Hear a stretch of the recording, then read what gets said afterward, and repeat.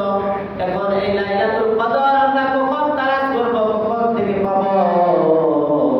আল্লাহ রাসূল সাল্লাল্লাহু আলাইহি ওয়াসাল্লাম একটি হাদিসের মধ্যে বলেন, মাহে রমজানের শেষ দশকের বেজর রাত্রিগুলোতে তোমরা কি করো? লাইলাতুল কদর অন্বেষণ করো। কিন্তু দেখা যায় আমরা কি করি, এই শেষ দশকে আমরা বিশেষ করে 27 রাত্রিকে আমরা মনে করি কি এই রাত্রে কি হবে, লাইলাতুল কদর যাবে। বলে কথা ঠিক কিনা?